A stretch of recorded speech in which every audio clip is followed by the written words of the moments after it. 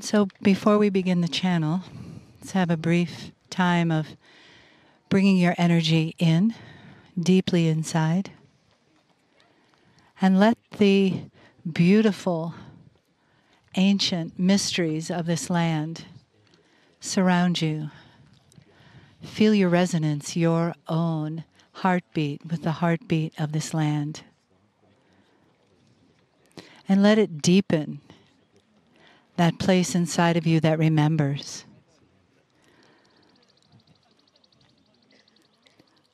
Let the air, let the land, let the birds, let the breeze bring that appreciation for this land inside of you. The remembrance. Do you remember being here? Do you remember your tribe here? And placing your hand on your heart, saying thank you. Mahalo, thank you.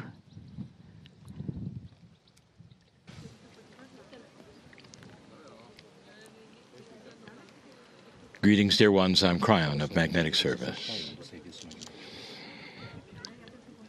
We are in Greece at Delphi, sometimes called Delphi. I have channeled at many sacred sites, many historical sites in many continents. They are there for you to hear.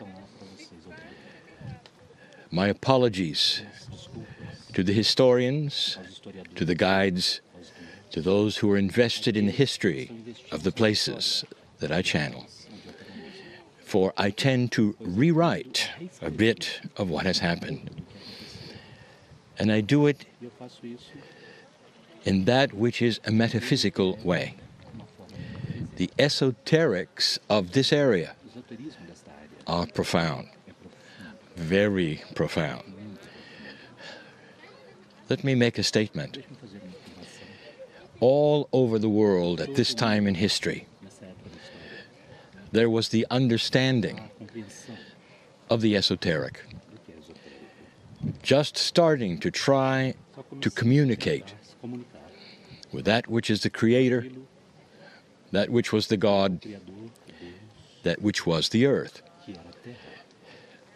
And it took several paths. If you take a look at Asia, you'll see it very clearly. And the results are certain major religions of the planet.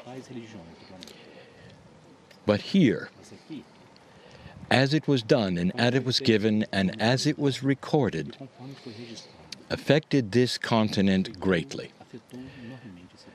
What was done here set the stage for what was to come in esoteric evolution. Again, we point this out. These were the beginning days, just awakening to the realization that the communications might be possible. We speak of Apollo. Apollo used an oracle. Now, this is where some of the history may depart. And I want to be clear of the esoterics and the metaphors involved. For the oracle was the priestess. But, dear ones, there were more than one.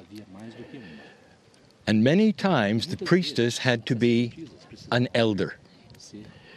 And the communication had to be a woman. And I want you to see already that the honoring of the female for communications was still here. Even in the days where the gods were being developed, the female was seen to be the one who was the shamanic one and who could communicate. Now, the elder woman, used as the oracle to make the pronouncements, had to be pure. Now, don't misinterpret this, for this will then span some cultures and give you some understanding. It wasn't just that she had to wash in a certain spring. She had to be pure of consciousness. Now, listen to this. There was no mention of being a virgin. This was not of this culture. In fact, the family was important then as now.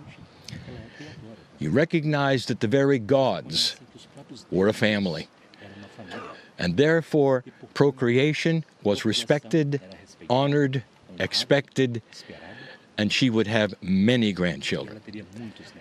The idea of virginity being something that you had to have to be pure was completely and totally a man-made principle.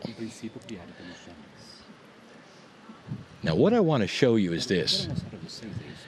The principle of all of this was to get messages. You might be interested in who the oracle originally might have been talking to. And that was something called Gaia. Now, it was not spelled as you spell it today. Go look for that.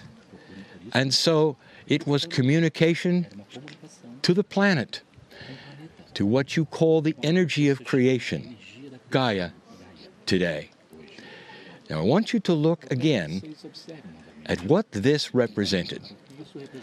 First of all, even Apollo had to use an intermediary, someone else, to talk to the creative source, to get messages in her own way.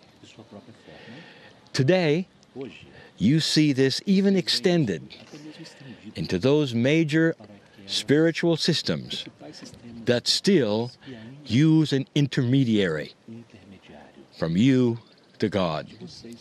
It started here. It's extended even to modern systems. But what I want to tell you is that you are sitting at the beginning of channeling.